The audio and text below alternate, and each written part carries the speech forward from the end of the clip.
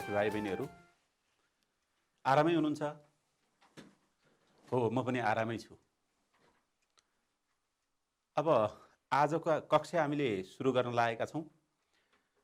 भाइ बहिनीहरूले आफूलाई चाहिने सामग्रीहरू तयार गरेर अघि नै बसिसक्नु भएको छ भन्ने मलाई विश्वास छ।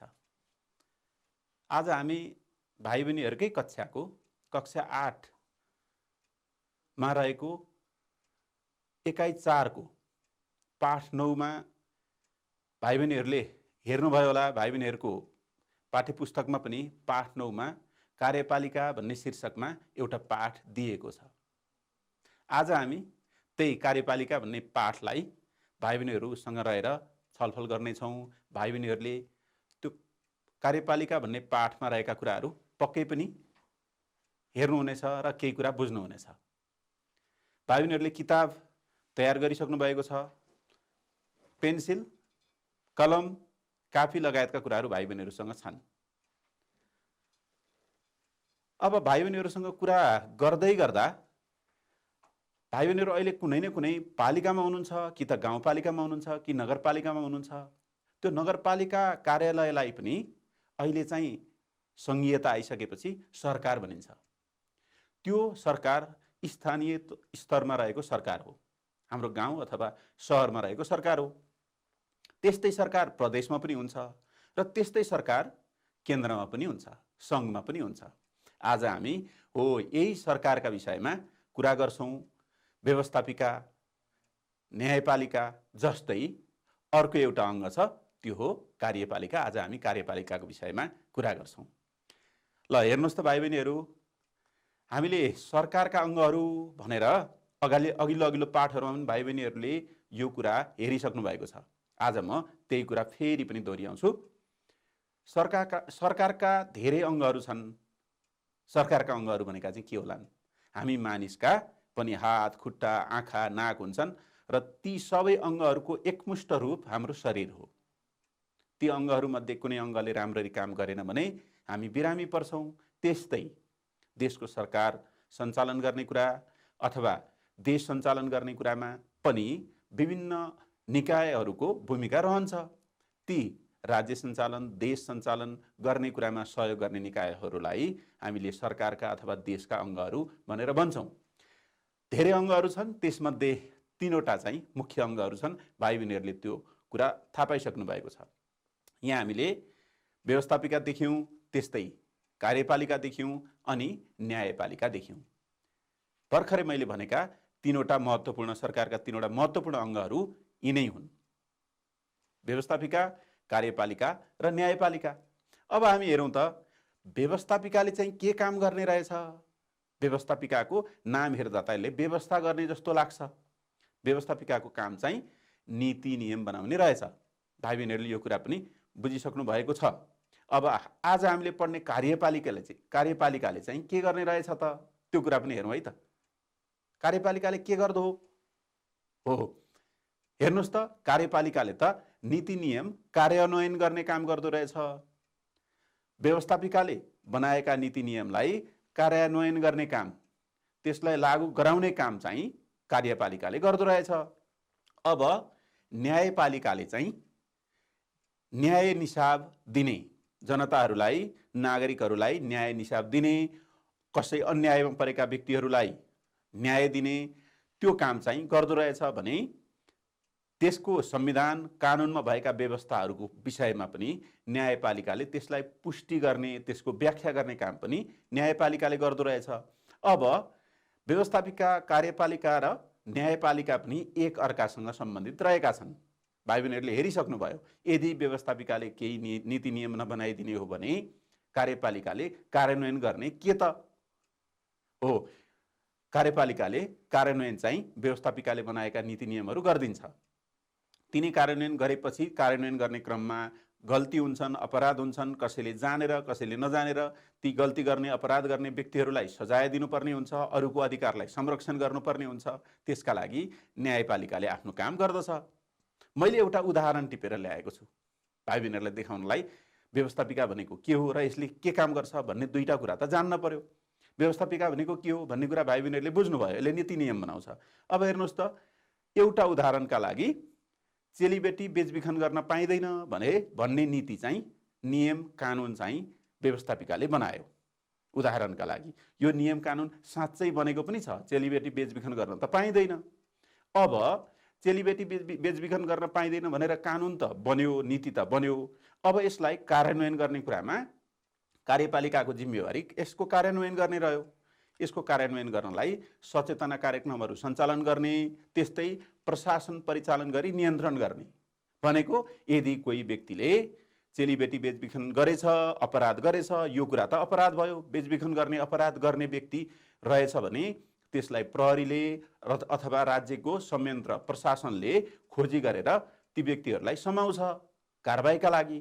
अनि ती व्यक्तिहरूले कस्तो अपराध गरेका रहेछन् भन्ने हिसाबले त्यो अपराध गर्ने व्यक्तिलाई कति दण्ड सजाय दिनुपर्छ भन्ने कुराको निर्धारण चाहिँ, त्यो निर्णय चाहिँ न्यायपालिकाले गर्ने रहेछ। यसरी व्यवस्थापिका, कार्यपालिका र न्यायपालिका अलग अलग अङ्गको रूपमा देखिए तापनि तिनीहरूको काम चाहिँ, जिम्मेवारी चाहिँ एक अर्कामा अन्तर सम्बन्धित रहेको छ। अब हामीले आज पढ्ने विषयवस्तु चाहिँ कार्यपालिका रहेको छ। कार्यपालिकालाई चिन्ने अरू नामहरू पनि छन्। मन्त्री परिषद भनेर पनि कार्यपालिकालाई चिनिन्छ। भाइ बहिनीहरूले रेडियो सुन्दा, पत्रपत्रिका पढ्दा, टेलिभिजन हेर्दा मन्त्री परिषदले यो निर्णय गर्यो भनेर सुन्नुभएको छ। हो, त्यो मन्त्री परिषदले निर्णय गरेको छ, मन्त्री परिषदको बैठक बस्यो, यस्ता कुराहरू सुन्नु, पढ्नु र देख्नु भएको छ भने त्यो मन्त्री परिषद भनेको पनि कार्यपालिका नै हो। त्यस्तै मन्त्री परिषद अथवा कार्यपालिकालाई सरकार भनेर पनि बुझिँदो रहेछ। हामीले यो माथि जुन सरकारको कुरा गर्यौँ, यो सरकारले चाहिँ राज्यलाई बुझाउने रहेछ। यो तल हामीले भनेको सरकारले कामै गरेन, सरकारले राम्रो काम गर्यो, सरकारले यो काम चाहिँ ठिक गर्यो, यस्ता कुराहरू भाइ बहिनीहरूले आफूभन्दा ठुला बडाहरूबाट सुन्नुभएको छ। हो, त्यो सरकार भनेको चाहिँ मन्त्री परिषद अथवा कार्यपालिका हो, है त। आज हामीले यही मन्त्री परिषद, कार्यपालिका अथवा सरकारको विषयमा केही कुराहरू पढ्छौँ। अब हाम्रो देशमा संघीयता 2072 सालको संविधान, जुन हाम्रो देशमा नयाँ संविधान आयो, त्यो संविधान आइसकेपछि चाहिँ हाम्रो देशमा संघीयता, त्यो संविधानले संघीयताको व्यवस्था लिएर आयो। संघीयता अन्तर्गत हाम्रो देश विभिन्न प्रदेश र स्थानीय तहहरूमा बाँडिएको छ। स्थानीय तह र प्रदेशमा बाँडिएको मात्रै छैन, अधिकारहरू पनि प्रदेशका अधिकारहरू र स्थानीय तहका अधिकारहरू पनि बाँडिएका छन्। र सरकार पनि 3 तहको छ। सरकारलाई अघि हामीले कार्यपालिकालाई सरकार भनिन्छ भनेर भनेका थियौँ। 3 तहकै सरकार बनेको छ, स्थानीय, प्रदेश र केन्द्रीय तहमा 3 प्रकारको 3 तहको सरकार छ। त्यो कुरा पनि हेरौँ है त। सङ्घीय कार्यपालिका केन्द्रमा रहेको, सङ्घमा रहेको, देशको केन्द्रमा रहेको सरकार, त्यो चाहिँ सङ्घीय कार्यपालिका हो, सङ्घीय मन्त्री परिषद हो। त्यस्तै हरेक प्रदेशमा कार्यपालिका रहेका हुन्छन्, त्यसलाई चाहिँ प्रादेशिक कार्यपालिका भनिन्छ। अब भाइ बहिनीहरूलाई मैले प्रश्न सोधेँ, हामीसँग प्रदेश चाहिँ कतिवटा छन्? ल, भाइ बहिनीहरूले यसको उत्तर सोच्दै गर्नु होला। म अब स्थानीय कार्यपालिकाको कुरा भाइ बहिनीहरूलाई भन्छु। स्थानीय तह भनेको गाउँपालिका, नगरपालिका, यो चाहिँ स्थानीय तह हो। मैले सुरुमा भाइ बहिनीहरू नगरपालिका अथवा गाउँपालिकामा बसोबास गर्नुहुन्छ, त्यहाँ पनि सरकार छ भनेका थियौँ नि, मैले त्यो कुरा भनेको थिएँ नि। हो, त्यो चाहिँ स्थानीय कार्यपालिका हो। अनि स्थानीय कार्यपालिका चाहिँ कतिवटा रहेछन् त हाम्रो देशमा? त्यो पनि भाइ बहिनीहरूले भन्नुपर्ने हुन्छ। ल भन्नुहोस् त, स्थानीय कार्यपालिका कतिवटा छन्? हो भाइ बहिनीहरूले भन्नुभएको कुरा ठिक हो। म त्यो कुरा यहाँ देखाउँछु पनि है त। केन्द्रमा एउटा मात्रै सङ्घीय कार्यपालिका रहन्छ, एउटा मात्रै केन्द्रीय सरकार रहन्छ, केन्द्रीय मन्त्री परिषद रहन्छ। भने हाम्रो देशमा भाइ बहिनीहरूले अघि भन्नुभए जस्तै हाम्रो देशमा 7वटा प्रदेशहरू छन् र हरेक प्रदेशमा एउटा प्रादेशिक कार्यपालिका रहन्छ। यसरी हेर्दा हाम्रो देशमा 7वटा प्रादेशिक कार्यपालिकाहरू रहने देखियो। भने अब स्थानीय कार्यपालिका चाहिँ कतिवटा होलान्? स्थानीय तह जति छन् त्यति नै स्थानीय कार्यपालिका हुने भए।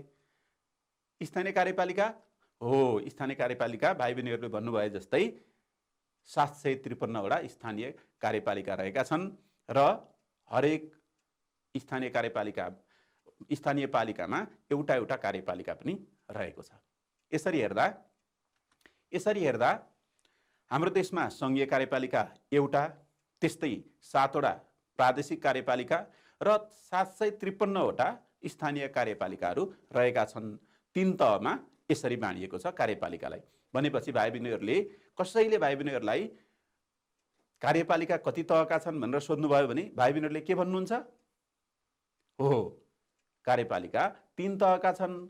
केन्द्रीय कार्यपालिकालाई केन्द्रीय तहमा हुने कार्यपालिकालाई सङ्घीय कार्यपालिका भनिन्छ, हरेक प्रदेशमा हुने कार्यपालिकालाई प्रादेशिक कार्यपालिका भनिन्छ र स्थानीय तहमा हुने कार्यपालिकालाई स्थानीय कार्यपालिका भनिन्छ भनेर भाइ बहिनीहरूले भन्नुहुन्छ है त। अब कार्यपालिकाले गर्ने एउटा महत्त्वपूर्ण काम, हामी कार्यपालिकाले गर्ने कार्यहरूको कुरा त गर्छौँ। कार्यपालिकाले गर्ने एउटा महत्त्वपूर्ण काम चाहिँ राज्यको देशको प्रशासन सञ्चालन गर्नु हो। जुन तहको कार्यपालिका छ त्यो तहको प्रशासन सञ्चालन गर्ने जिम्मेवारी कार्यपालिकाको रहन्छ। हाम्रो देशको केन्द्रीय तहको प्रशासन सञ्चालन गर्नका लागि एउटा धेरैले नाम लिने एउटा भवन छ। त्यहाँबाट देशका विभिन्न प्रशासनिक कामहरू गर्ने कार्यालयहरू त्यो भवनमा रहेका छन्। भाइ बहिनीहरूले यहाँ मधुरो देखिरहनु भएको छ। म भाइ बहिनीहरूलाई यो प्रष्ट देखिने गरी पनि यहाँ देखाउँछु। यो भवन चाहिँ सिंहदरबार हो र यो सिंहदरबारको भवन यस्तो छ। यो चाहिँ देशको प्रमुख प्रशासकीय भवन हो। यसबाट धेरै प्रशासनिक कामहरू हुन्छन्। यहाँ धेरै प्रशासनिक कार्यालयहरू पनि रहेका छन् केन्द्रीय अथवा सङ्घीय कार्यपालिकाका। अब एउटा प्रश्न छ भाइ बहिनीहरूका लागि, हाम्रो घरको घरमुली को हो?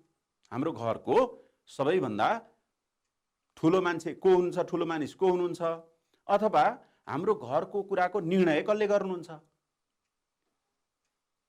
हो, भाइ बहिनीहरूको घरमा चाहिँ सोच्नुहोस् त एकपटक, भाइ बहिनीहरूको घरमा बुवाले गर्नुहुन्छ कि आमाले गर्नुहुन्छ कि हजुरबाले गर्नुहुन्छ कि हजुरआमाले गर्नुहुन्छ कि कसले गर्नुहुन्छ घरको निर्णय? त्यस्तै राज्यको पनि राष्ट्रको पनि केही न केही निर्णय गर्दा कसै न कसैले त गर्न पर्यो। हो, कार्यपालिकाको पनि प्रमुखको रूपमा कार्यपालिकाले गर्ने कार्यहरूको निर्णय गर्ने कोही न कोही व्यक्ति त हुनुहुन्छ। हो, उहाँ चाहिँ कार्यपालिकाको प्रमुख हो। हाम्रो देशमा कार्यपालिकाको प्रमुख के पदको व्यक्ति रहने व्यवस्था छ? कुन पदको व्यक्ति चाहिँ कार्यपालिकाको प्रमुख हुनुहुन्छ? सोच्नुहोस् त। भाइ बहिनीहरूको घरमा बुवाले घरमा सबै कुराको जिम्मेवारी लिनुहुन्छ र निर्णय गर्नुहुन्छ। बुवालाई हाम्रो घरको प्रमुख व्यक्ति मानिए जस्तै कार्यपालिकाको प्रमुख चाहिँ को हुनुहुँदो रहेछ? हो, भाइ बहिनीहरूले भन्नुभएको कुरा ठिक हो। कार्यकारी प्रमुख चाहिँ प्रधानमन्त्री रहनुहुन्छ र कार्यपालिकाको प्रमुखको जिम्मेवारी प्रधानमन्त्रीले लिनुहुन्छ। अहिले हाम्रो देशको प्रधानमन्त्री को हुनुहुन्छ? प्रधानमन्त्रीहरू त फेरिरहनुहुन्छ। 5 वर्षमा निर्वाचन हुन्छ। निर्वाचनको बीचमा पनि प्रधानमन्त्रीहरू फेरिनुहुन्छ। अहिलेको चाहिँ हाम्रो देशको प्रधानमन्त्री हो, हाम्रो देशको अहिलेको प्रधानमन्त्री खड्ग प्रसाद ओली भनेर भनिएको छ। उहाँ चाहिँ देशको प्रधानमन्त्री हुनुहुन्छ र केपी ओली पनि भनिन्छ। कार्यपालिकाको प्रमुख प्रधानमन्त्री र अहिलेका लागि खड्ग प्रसाद ओली अथवा केपी ओली चाहिँ देशको प्रधानमन्त्री अथवा कार्यपालिकाको प्रमुख रहनु भएको छ। तर प्रधानमन्त्री एक्लैले देशको सबै कुराको जिम्मेवारी त लिन सक्नुहुन्न। कार्यपालिकाको पनि सबै जिम्मेवारी प्रधानमन्त्री एक्लैले लिन त सक्नुहुन्न। त्यसकारण प्रधानमन्त्रीलाई सहयोग गर्नका लागि र विभिन्न मन्त्रालयहरू रहेका छन्, हामी मन्त्रालयको कुरा पनि गर्छौँ। ती मन्त्रालयहरू सञ्चालन गर्नका लागि र देशको प्रशासन सञ्चालन गर्नका लागि अन्य व्यक्तित्वहरू पनि हुनुहुन्छ। हेर्नुहोस् है त, प्रधानमन्त्रीलाई सहयोग गर्नका लागि एकजना उपप्रधानमन्त्री अथवा एकभन्दा बढी उपप्रधानमन्त्री पनि हुन सक्नुहुन्छ। त्यसकारण मैले प्रधानमन्त्रीहरू भनेर यहाँ ब्राकेटमा लेखेको छु। प्रधानमन्त्री एक अथवा त्योभन्दा बढी सङ्ख्यामा उपप्रधानमन्त्रीहरू उप प्रधानमन्त्रीहरू चाहिँ एकभन्दा बढी हुनुहुन्छ, तर प्रधानमन्त्री चाहिँ एकजना मात्रै हुनुहुन्छ। त्यस्तै मन्त्रीहरू, विभिन्न मन्त्रालयको नेतृत्व गर्नका लागि मन्त्रीहरूलाई मन्त्रालय अन्तर्गतको कामको नेतृत्व गर्ने जिम्मेवारी दिएको हुन्छ। त्यस्तै मन्त्रीहरू पनि विभिन्न राज्य मन्त्री र सहायक मन्त्रीको रूपमा पनि मन्त्रीहरूको पद त्यो पनि हुन्छ र उहाँहरूले मन्त्रीलाई सहयोग गर्नुहुन्छ। अब यति मात्रै होइन, कार्यपालिकाको काम त अरू व्यक्तित्वहरूले पनि गर्नुहुन्छ। हेर्नुहोस् है त, प्रधानमन्त्री चाहिँ कार्यपालिकाको प्रमुख हुनुभयो भने उहाँलाई कार्यपालिकाको प्रमुख भनिए पनि प्रधानमन्त्री सँगसँगै प्रधानमन्त्री लगायत कार्यपालिकाभित्र राष्ट्रपति पनि रहनुहुन्छ। भाइ बहिनीहरूलाई थाहा छ नि अहिलेको राष्ट्रपति को हुनुहुन्छ? हो, विद्यादेवी भण्डारी अहिलेको राष्ट्रपति हुनुहुन्छ। त्यस्तै उपराष्ट्रपति पनि कार्यपालिकाभित्र पर्नुहुन्छ। प्रधानमन्त्रीको कुरा त हामीले गरिसक्यौँ, त्यस्तै मन्त्रीहरूको कुरा पनि हामीले गरिसक्यौँ।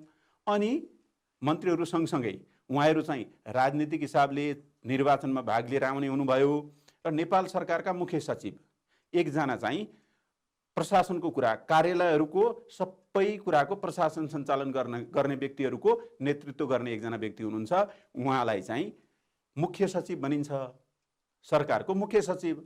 उहाँ पनि कार्यपालिकाले गर्ने कामहरू गर्नका लागि उहाँको पनि सहयोग आवश्यक हुन्छ, उहाँको पनि भूमिका रहन्छ। त्यस्तै हरेक मन्त्रालयमा र मन्त्रालयका पनि विभागहरूमा सचिवहरू रहनुहुन्छ, धेरै सङ्ख्यामा सचिवहरू रहनुहुन्छ। सचिवहरूले पनि कार्यपालिकाको काम गर्ने कुरामा सहयोग गर्नुहुन्छ। यसरी राजनीतिक हिसाबले निर्वाचित हुनुभएका प्रधानमन्त्री, मन्त्री, त्यस्तै त्योभन्दा माथि राष्ट्रपति, उपराष्ट्रपतिहरू लगायत निजामती कर्मचारीहरू, सरकारी कर्मचारीहरूले पनि कार्यपालिकाको काम गर्ने कुरामा सहयोग गर्नुहुन्छ। अब यति मात्रै होइन भाइ बहिनीहरूको विद्यालय छ, भाइ बहिनीहरू विद्यालयमा पढ्नुहुन्छ। यो विद्यालय चाहिँ देशको कुन भाग, कुन क्षेत्र अन्तर्गत पर्छ होला, कुन मन्त्रालय अन्तर्गत पर्छ होला भनेर भाइ बहिनीहरूलाई कौतूहल छ भने त्यो कौतूहल हामी एकैछिनमा मेटाउँछौँ। अब हेर्नुहोस् है त, अहिले हामीले कार्यपालिकाको कुरा गऱ्यौँ। यो कार्यपालिकालाई मन्त्री परिषद पनि भनिन्छ भन्यौँ, सरकार पनि भनिन्छ भन्यौँ। तर यो कार्यपालिका अथवा मन्त्री परिषद अथवा सरकारको गठन चाहिँ कसरी हुन्छ होला? प्रधानमन्त्री कसरी छानिन्छ होला? त्यस्तै अरू मन्त्रीहरू कसरी छानिनुहुन्छ होला? भाइ बहिनीहरूलाई यो जिज्ञासा लागेको छ है। हुन्छ, अब हामी मन्त्री परिषदको गठन कसरी हुन्छ, प्रधानमन्त्री र अन्य मन्त्रीहरू कसरी उहाँहरूको छनौट कसरी हुन्छ भन्ने कुरा पनि हेरौँ है त। ल, सबैभन्दा पहिला चाहिँ हामीले यो मन्त्री परिषदको गठन दुईवटा चरणमा हुन्छ भनेर बुझ्नु पर्यो। पहिलो चरण र दोस्रो चरण। हामीले यहाँ पहिलो चरणमा हेरौँ त। पहिलो चरणमा प्रधानमन्त्रीको नियुक्ति हुँदो रहेछ, प्रधानमन्त्रीको छनौट हुँदो रहेछ। यो प्रधानमन्त्रीको छनौट किन हुँदो रहेछ? पहिलो चरणमा प्रधानमन्त्री किन छान्नु पर्यो, एकैपटक किन सबै छानिएन भन्ने कुरा पनि म भाइ बहिनीहरूलाई भन्छु। प्रधानमन्त्री पहिलो चरणमा छानिनुहुन्छ।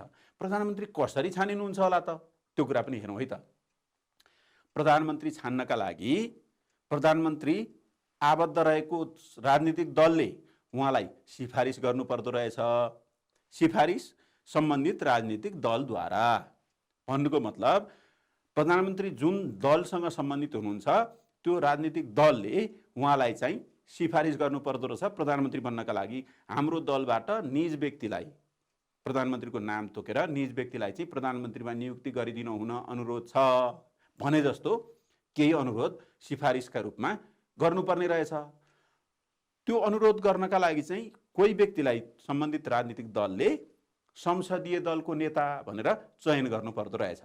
हो, राजनीतिक दलले संसदीय दलको नेता बनाएको व्यक्ति प्रधानमन्त्रीको रूपमा सिफारिस हुने संवैधानिक व्यवस्था रहेछ। हाम्रो देशको संविधानमा त्यो व्यवस्था रहेछ।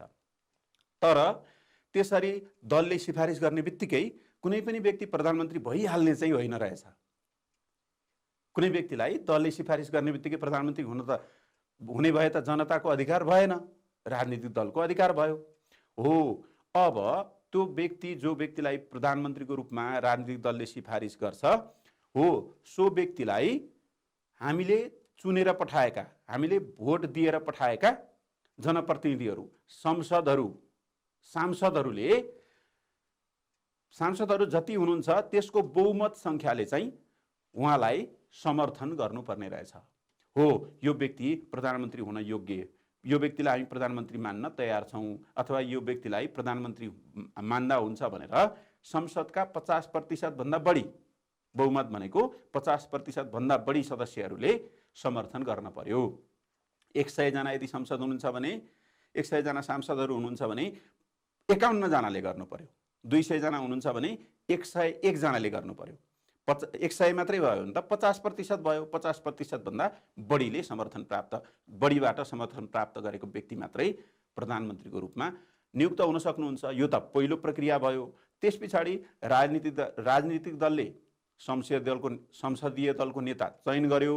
त्यस पछाडि संसदको बहुमत सदस्यले त्यो सिफारिस गरेको व्यक्तिलाई समर्थन गर्यो भने अब चाहिँ राष्ट्रपतिले त्यस्तो व्यक्तिलाई प्रधानमन्त्रीको रूपमा नियुक्त गर्ने प्रचलन छ। त्यसकारण हामीले यहाँ लेख्यौँ राष्ट्रपतिद्वारा नियुक्ति हुने, सिफारिस हुने सम्बन्धित राजनीतिक दलद्वारा र नियुक्त चाहिँ राष्ट्रपतिद्वारा नियुक्ति हुने भनेर लेख्यौँ। यो पहिलो चरणको कुरा भयो। अब हामी जाउँ दोस्रो चरणमा। दोस्रो चरणमा, पहिलो चरणमा हामीले प्रधानमन्त्रीको नियुक्तिको कुरा गऱ्यौँ। अब दोस्रो चरणमा चाहिँ हेर्नुहोस् त, हामीले अघि हेरेका थियौँ नि, भनेका थियौँ प्रधानमन्त्रीलाई सहयोग गर्ने जिम्मेवारी उप प्रधानमन्त्रीको रह्यो। मन्त्री, राज्य मन्त्री र सहायक मन्त्रीहरू दोस्रो चरणमा उहाँहरूको नियुक्ति हुने रहेछ। अब एकैपटक किन नगरेको होला भनेर हामीले भनेका थियौँ नि, त्यसको जवाफ पनि मैले भाइ बहिनीहरूलाई भन्छु। ल हेर्नुहोस् त, अन्य मन्त्रीहरू, उप प्रधानमन्त्री, मन्त्री, राज्य मन्त्री र सहायक मन्त्रीहरूको नियुक्ति चाहिँ राष्ट्रपतिद्वारै हुने रहेछ। त्यसमा त प्रधानमन्त्रीको र अन्य मन्त्रीहरूकोमा कुनै फरक देखिएन। तर सिफारिस गर्ने निकाय चाहिँ प्रधानमन्त्री हुनुहुँदो रहेछ। हामीले पहिलो चरणमा प्रधानमन्त्री छान्ने रहेछौँ। त्यस पछाडि प्रधानमन्त्री छानिएको प्रधानमन्त्रीले अनि मात्रै अन्य मन्त्रीहरूलाई सिफारिस गर्नुहुँदो रहेछ। त्यसकारण हामीले प्रधानमन्त्री र अन्य मन्त्रीहरूलाई एकैपटक छान्न नसकेको हो। उहाँहरूको नियुक्ति एकैपटक हुन नसकेको हो। पहिले प्रधानमन्त्री छान्न पर्यो, अनि प्रधानमन्त्रीले सिफारिस गरेपछि मात्रै अन्य व्यक्तिहरू मन्त्री हुन सक्नुहुन्छ। हो, यसरी हामीले 2 चरणमा मन्त्री परिषदको गठन गर्छौँ। अब नेपालको भाइ बहिनीहरूको अभ्यासमा पनि यो प्रश्न छ, हेर्नु होला। कार्यकारी अधिकार कोसँग रहन्छ भन्ने कुरा रह्यो। यो कार्यकारी अधिकार भनेको चाहिँ के हो? कार्यकारी अधिकार भनेको निर्णय गर्न सक्ने अधिकार। भाइ बहिनीहरूको घरमा कुनै एउटा चौपाया छ, गाई छ, अथवा गोरु छ, अथवा भैँसी छ, अथवा बाख्रा छ, त्यो बेच्न पर्यो भने बेच्ने कुराको अन्तिम निर्णय कसले गर्न सक्छ? बेच्छु भनेर भन्न कसले सक्छ? त्यो जसले सक्छ त्यो व्यक्ति चाहिँ कार्यकारी अधिकार प्राप्त गरेको व्यक्ति हो। घरमा बुवाले सक्नुहुन्छ भने बुवा कार्यकारी अधिकार प्राप्त गरेको व्यक्ति हो। तर बुवाले बेच्ने बेलामा मम्मीसँग, आमासँग सल्लाह पनि गर्नुहुन्छ होला। हजुरबा हुनुहुन्छ भने हजुरबासँग पनि सल्लाह गर्नुहुन्छ होला। तर निर्णय चाहिँ उहाँ आफूले गर्नुहुन्छ। हो, घरमा निर्णय गर्ने अधिकार जोसँग रहन्छ त्यो व्यक्तिलाई घरको कार्यकारी अधिकार भए जस्तै नेपाल देशको कार्यकारी अधिकार चाहिँ मन्त्री परिषद भनेको संयुक्त रूपमा सबै प्रधानमन्त्री, मन्त्री लगायत सबैमा, तथा कार्यपालिकामा निहित रहने। मन्त्री परिषद र कार्यपालिका हामीले अघि एउटै हो भनेका छौँ। मन्त्री परिषद तथा कार्यपालिकामा निहित रहने र प्रधानमन्त्री र अन्य मन्त्रीहरू सामूहिक रूपमा संसद प्रति उत्तरदायी हुने। संसद जसले उहाँहरूलाई सिफारिस गरेर पठायो, जसको कारणले उहाँहरू मन्त्री हुनुभएको छ, उहाँहरूले केही जवाफ दिनुपर्ने भयो भने संसदप्रति उहाँहरू जवाफदेही, उत्तरदायी हुनुपर्ने संवैधानिक व्यवस्था रहेको छ। ल, अब अहिलेसम्म हामीले हेर्दै गरेको कुरा राज्यका अङ्गहरू हेऱ्यौँ। त्यस पछाडि कार्यपालिका, सरकार र मन्त्री परिषद भनेको एउटै कुरा हो भन्ने कुरा हेऱ्यौँ। त्यस पछाडि अहिले हामी हुँदै हुँदै गठन प्रक्रियामा छौँ। गठन प्रक्रियामा पनि 2 चरणको कुरा हामीले गरेका छौँ। पहिलो चरणमा प्रधानमन्त्री र दोस्रो चरणमा अन्य मन्त्रीहरूको नियुक्ति हुन्छ भन्ने कुरा हामीले हेऱ्यौँ। अब चाहिँ मन्त्रालयहरूको कुरा गरौँ। भाइ बहिनीहरू, मन्त्रालय भनेको देशको काम गर्ने कुरामा विभिन्न क्षेत्रको जिम्मेवारी विभिन्न भागमा बाँडेर लिने हो। देशको काम चाहिँ राज्यको काम, राष्ट्रको काम विभिन्न क्षेत्रमा बाँडेर भाग लाएर जिम्मा लिने हो। त्यो क्षेत्र अनुसार एउटा क्षेत्रको जिम्मेवारी एउटा मन्त्रालयलाई दिएको हुन्छ। अघि हामीले मन्त्रीहरू भन्यौँ नि, हो, एउटा मन्त्रालयको नेतृत्व एकजना मन्त्रीले गर्नुहुन्छ भनेपछि हाम्रो देशमा यस्ता धेरै मन्त्रालयहरू छन्। हो, यिनै मन्त्रालयहरूको कुरा हामी गरौँ। हेर्नुहोस् त, हामीसँग प्रत्यक्ष जोडिएको मन्त्रालय हो यो शिक्षा विज्ञान तथा प्रविधि मन्त्रालय। हामी पढ्छौँ, पढाउँछौँ। हो, हामीले पढ्ने पढाउने थलो विद्यालय यही मन्त्रालय अन्तर्गत पर्छ। अनि स्वास्थ्य चाहिँ केमा पर्छ होला? हामीले उपचार गर्ने, बिरामी हुँदा उपचार गर्ने, त्यो पनि भाइ बहिनीहरूले हेर्नुहुन्छ। अब अर्थ मन्त्रालय भनेको चाहिँ देशको आर्थिक कुरा, पैसाको, सम्पत्तिको कुराको निर्णय गर्ने, त्यसलाई परिचालन गर्ने, त्यसलाई कहाँ कहाँ कसरी कसरी मिलाउने हो भन्ने कुराको निर्णय गर्ने जिम्मेवारी अर्थ मन्त्रालयलाई रहेको छ भने अघि मैले भने जस्तै स्वास्थ्यसँग सम्बन्धित सम्पूर्ण कामहरू स्वास्थ्य मन्त्रालय अन्तर्गत पर्दछ र शिक्षा विज्ञान तथा प्रविधि मन्त्रालयको प्रमुख मन्त्री रहनुहुन्छ र सबै मन्त्रीहरूको प्रमुखको रूपमा चाहिँ प्रधानमन्त्री रहनुहुन्छ। त्यस्तै अर्थ मन्त्रालयको प्रमुख अर्थमन्त्री रहनुहुन्छ। स्वास्थ्य मन्त्रालय जनसङ्ख्या मन्त्रालयको प्रमुख स्वास्थ्य तथा जनसङ्ख्या मन्त्री हुनुहुन्छ। यसरी नेपालमा विभिन्न मन्त्रालयहरू रहेका छन्। अब चाहिँ हामीले हेरौँ त, हाम्रो देशको तीनवटा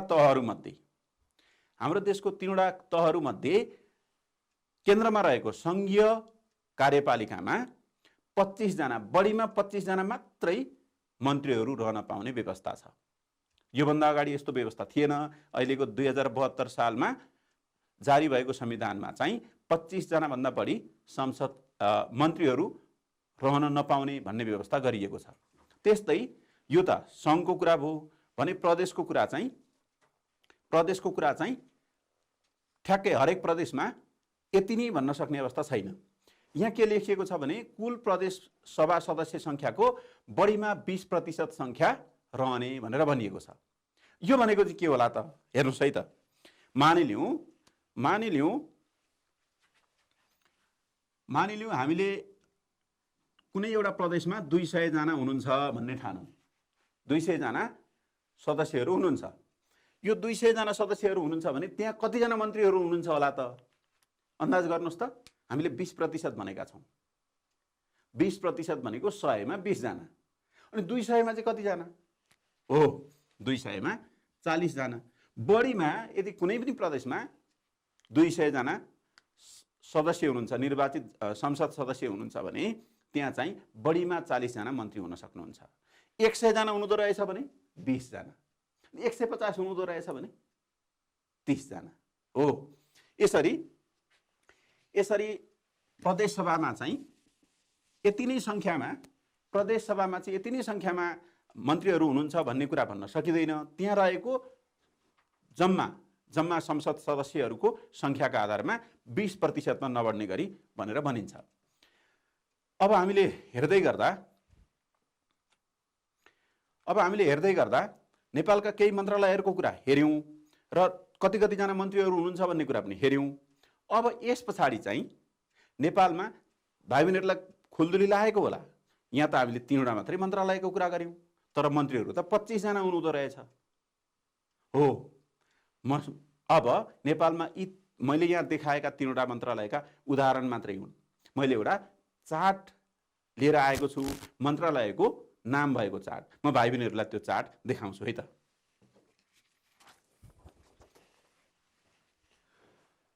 ल हेर्नुहोस् त भाइ बहिनीहरू, यो चार्टमा नेपालमा रहेका मन्त्रालयहरू लेखिएको छ शीर्षक, र यहाँ चाहिँ 1 देखि 21 सम्म मन्त्रालयहरूका नामहरू छन्। एकमा रक्षा मन्त्रालय, गृह मन्त्रालय, ऊर्जा जलस्रोत तथा सिँचाइ मन्त्रालय, अर्थ मन्त्रालय, हामीले त्यहाँ अघि हेरेका थियौँ नि हो, त्यो अर्थ मन्त्रालय, त्यस्तै परराष्ट्र मन्त्रालय, संस्कृति पर्यटन तथा नागरिक उड्डयन मन्त्रालय, खानेपानी मन्त्रालय, शिक्षा विज्ञान तथा प्रविधि मन्त्रालय, अघि हामीले त्यो कुरा हेरिसकेका छौँ है। भौतिक पूर्वाधार तथा यातायात मन्त्रालय, श्रम रोजगार तथा सामाजिक सुरक्षा मन्त्रालय, सञ्चार तथा सूचना प्रविधि मन्त्रालय, भूमि व्यवस्था सहकारी तथा गरिबी निवारण मन्त्रालय, कानुन न्याय तथा संसदीय मामिला मन्त्रालय, संसदीय सङ्घीय मामिला तथा सामान्य प्रशासन मन्त्रालय, वन तथा वातावरण मन्त्रालय, महिला बालबालिका तथा ज्येष्ठ नागरिक मन्त्रालय, युवा तथा खेलकुद मन्त्रालय, स्वास्थ्य तथा जनसङ्ख्या मन्त्रालय, शहरी विकास मन्त्रालय, उद्योग वाणिज्य तथा आपूर्ति मन्त्रालय र कृषि तथा पशुपक्षी विकास मन्त्रालय। यसरी हेर्दा भाइ बहिनीहरू, अघि मैले भनेको थिएँ नि, हाम्रो देशका विभिन्न क्षेत्रका कामहरू गर्नका लागि विभिन्न मन्त्रालयहरू पनि बनाएका छन्। यी हेर्नुहोस् त, रक्षा, देशको रक्षा गर्ने काम रक्षा मन्त्रालयले गर्ने भयो, त्यस्तै रक्षाकै काम, सुरक्षाकै काम, प्रहरी मार्फत सुरक्षा गर्ने काम, अन्य कुराहरूमा शान्ति सुरक्षा कायम गर्ने काम गृह मन्त्रालयले गर्ने भयो, ऊर्जा जलस्रोत र सिँचाइ सम्बन्धी व्यवस्था चाहिँ यो मन्त्रालयले गर्ने भयो। यसरी हेर्नुहोस् त, अलग अलग क्षेत्रमा मन्त्रालयहरू बाँडिएको छ र अलग अलग मन्त्रालयहरूले आफ्नो आफ्नो क्षेत्रको काम गर्छन् र हरेक मन्त्रालयको प्रमुखको रूपमा चाहिँ मन्त्री रहने व्यवस्था छ। यसरी मन्त्रालयहरू नेपालमा यी मन्त्रालयहरू रहेका छन्। अहिलेलाई नेपालमा भएका मन्त्रालयहरूको सूची भयो यो। अब भाइ बहिनीहरू, हामीले मन्त्रालयका कुराहरू पनि हेऱ्यौँ, कार्यपालिका भनेको के हो भन्ने कुरा पनि हेऱ्यौँ। अब यस पछाडि चाहिँ कार्यपालिकाले गर्ने मुख्य कामहरू चाहिँ के रहेछन् त, ती कुरा हेर्छौँ है त। कार्यपालिकाका मुख्य कार्यहरू, कार्यपालिकाले धेरै कार्यहरू गर्नुपर्छ, तर पनि यहाँ चाहिँ केही मुख्य कार्यहरू लेखिएको छ। सबैभन्दा पहिलो कार्य व्यवस्थापिकाद्वारा पारित कानुनको कार्यान्वयन गर्ने। हामीले सुरुमै हेरेका छौँ, कानुन बनाउने काम चाहिँ व्यवस्थापिकाले गर्छ भने त्यसलाई कार्यान्वयन गर्ने काम कार्यपालिकाले गर्छ। चेलीबेटी बेचबिखन गर्न हुँदैन भनेर नीति बनाउने काम व्यवस्थापिका संसदको रह्यो भने यदि कसैले चेलीबेटी बेचबिखन गर्न नसकोस् भनेर त्यसको जनचेतना फैलाउने काम, अथवा कसैले चेलीबेटी बेचबिखनमा संलग्न भयो भने त्यसलाई समाउने काम कार्यपालिकाले गर्ने भयो। त्यस्तै देशको नियमित प्रशासन सञ्चालन गर्ने, विद्यालय सञ्चालन गर्ने, कार्यालयहरू विभिन्न कार्यालयहरू सञ्चालन गर्ने, कार्यालयहरू कोही अर्थ मन्त्रालय अन्तर्गतका कार्यालयहरू होलान्, मन्त्रालय त माथि केन्द्रमा रहने भयो, त्यस अन्तर्गतका अन्य कार्यालयहरू चाहिँ माथिदेखि तलसम्म त्यसको शाखा, त्यसका तल्ला निकायहरू फैलिएका हुन्छन् र यसरी हरेक निकायले आफ्नो काम प्रभावकारी तरिकाले गर्छन्। त्यसको केन्द्रमा चाहिँ मन्त्रालय रहेको हुन्छ। उदाहरणका लागि एउटा सानो कुनै कार्यालय भाइ बहिनीहरूको नजिकमा छ भने त्यो कार्यालय कुनै न कुनै मन्त्रालयसँग सम्बन्धित रहन्छ। त्यसकारण त्यसको त्योभन्दा माथिको रूप पनि हुन्छ, त्योभन्दा माथिको निकाय पनि हुन्छ, त्योभन्दा अझै माथिको निकाय पनि हुनसक्छ र अन्तिम निकाय चाहिँ मन्त्रालय हो। यसरी विभिन्न प्रशासनिक कामहरू सञ्चालन गर्ने काम पनि कार्यपालिकाले गर्दछ। देशमा शान्ति सुरक्षाको उचित प्रबन्ध गर्ने, हामीले अहिले यहाँ हेरेका थियौँ, यो रक्षा मन्त्रालयले सेनासँग सम्बन्धित रह्यो रक्षा मन्त्रालय भने, यो गृह मन्त्रालय चाहिँ प्रहरीसँग सम्बन्धित रह्यो विशेष रूपले। त्यसकारण यो शान्ति सुरक्षाको उचित प्रबन्ध गर्ने काम पनि कार्यपालिका अन्तर्गतकै रह्यो। त्यस्तै राज्य सञ्चालनका लागि आवश्यक आर्थिक स्रोत जुटाउने, देशमा यी विभिन्न कामहरू गर्नका लागि खर्च त चाहिन्छ, विकास गर्न पर्यो।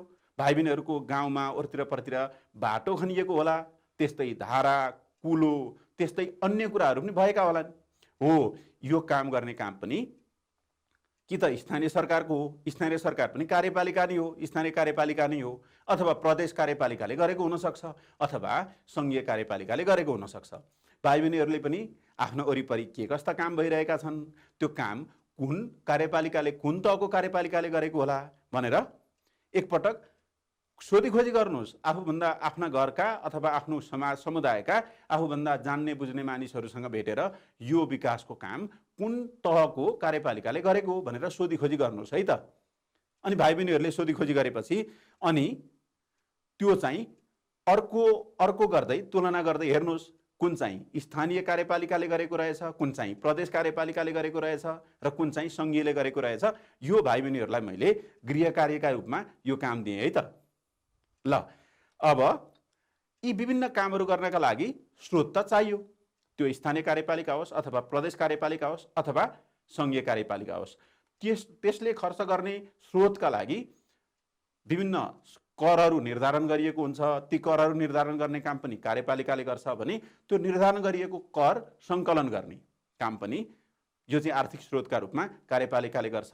यदि त्यसले पनि पुगेन भने देशभित्रबाट बाहिरबाट वैदेशिक ऋण अथवा अनुदान सङ्कलन गर्ने सङ्ग्रह गर्ने काम पनि कार्यपालिकाले गर्छ।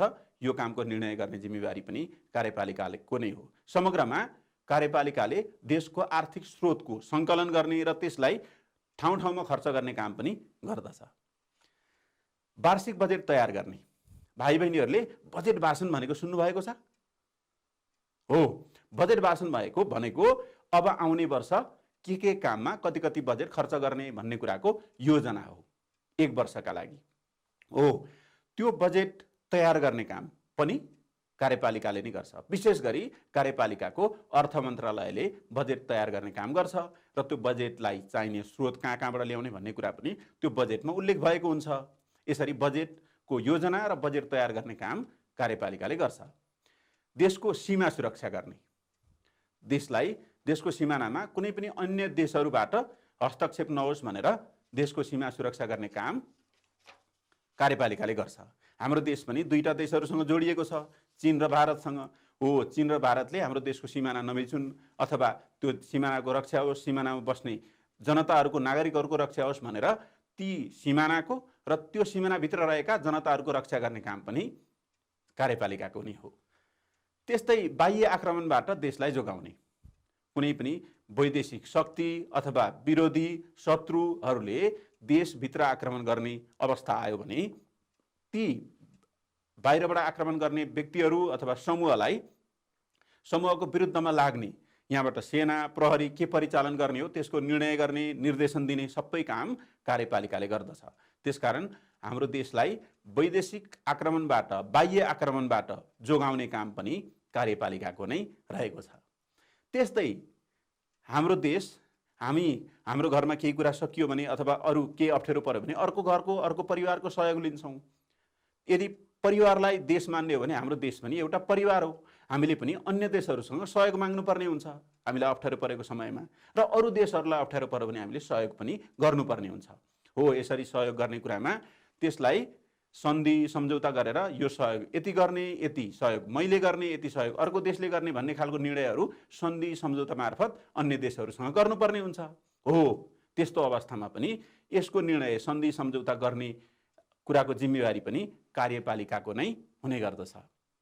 त्यस्तै अन्य देशहरूसँग सम्बन्ध राम्रो बनाउने, विदेश नीति, हामीले अरू देशहरूसँग कस्तो कस्तो नीति अन्तर्गत व्यवहार गर्ने भन्ने जस्ता कुराहरू पनि कार्यपालिकाले नै गर्दछ। हामीले भारतसँग कस्तो व्यवहार गर्ने, चीनसँग कस्तो व्यवहार गर्ने, अमेरिकासँग कस्तो व्यवहार गर्ने, नजिकको देश मात्रै होइन टाढाका देशहरूसँग पनि कस्तो सम्बन्ध कायम गर्ने भनेर त्यसको नीति बनाउने र त्यसलाई कार्यान्वयन गर्ने, त्यसलाई गरेर देखाउने काम पनि कार्यपालिकाले गर्दछ। त्यस्तै विभिन्न विकासका योजनाहरू तयार पार्ने, कुन ठाउँमा कस्तो विकास गर्ने, नयाँ काम के सुरु गर्ने, अनि पुरानो चल्दै गरेको कामलाई कसरी अगाडि बढाउने, यस्ता कुराहरूको योजना बनाउने र ती योजनाहरू सञ्चालन गर्ने, कार्यान्वयन गर्ने काम पनि कार्यपालिकाले नै गर्दछ। यसको मतलब विभिन्न विकास निर्माणका कामहरू गर्ने सम्पूर्ण जिम्मेवारी कार्यपालिकाको हो। त्यो स्थानीय कार्यपालिका हुनसक्छ अथवा प्रादेशिक कार्यपालिका हुनसक्छ अथवा सङ्घीय कार्यपालिका हुनसक्छ। भाइ बहिनीहरूलाई यो कुरा हामीले यो कुरा गरिसकेका छौँ। यसरी कार्यपालिकाले विभिन्न कामहरू गर्ने कुरा जाने जस्तै यहाँ हामीले देखे भन्दा अन्य कामहरू पनि कार्यपालिकाले गरेको हुनसक्छ। अब चाहिँ भाइ बहिनीहरूले आज हामीले कक्षा सकिएपछि भाइ बहिनीहरू आफ्नो वरिपरि भएका विकास निर्माणका कामहरू हेर्न जानुहुन्छ, सोधीखोजी गर्नुहुन्छ र ती विकास निर्माणका कामहरू के कस्ता कामहरू हुन्, ती चाहिँ कुन निकायले गरेको हो, कुन तहको कार्यपालिकाले गरेको हो भन्ने कुरा भाइ बहिनीले सोधीखोजी गर्नुहुन्छ र एउटा प्रतिवेदन पनि तयार गर्नुहुन्छ भन्ने मलाई लागेको छ। ल, भाइ बहिनीहरूका लागि मैले यो गृह कार्य यति नै भने र आज हामीले पढेका कुराहरू फेरि भाइ बहिनीहरूलाई सम्झनका लागि अनुरोध गरेँ है त। हामीले सरकारका अङ्गहरूको कुरा गऱ्यौँ, त्यस्तै सरकारका अङ्गहरू अन्तर्गत कार्यपालिका भनेको के हो भन्ने कुरा पनि हेऱ्यौँ, कार्यपालिकाले मूल रूपमा के गर्छ भन्ने कुरा पनि हेऱ्यौँ। त्यस्तै हामीले कार्यपालिका गठन कसरी हुन्छ भन्ने कुरा पनि हेऱ्यौँ, अनि कार्यपालिकामा कुन कुन अन्य व्यक्तिहरू हुनुहुन्छ भन्ने कुरा पनि हेऱ्यौँ, र कार्यपालिकाका मुख्य कामहरूको कुरा पनि गऱ्यौँ। अन्तिममा अब चाहिँ भाइ बहिनीहरूले कार्यपालिकाको कुरा पक्कै पनि बुझ्नुभयो होला र कार्यपालिकासँग सम्बन्धित रहेको भाइ बहिनीहरूलाई दिएको काम पनि भाइ बहिनीहरूले राम्ररी गर्नुहुन्छ भन्ने मलाई विश्वास लागेको छ। फेरि अर्को कक्षामा भेट हुने नै छ। भाइ बहिनीहरूलाई आजका लागि नमस्कार।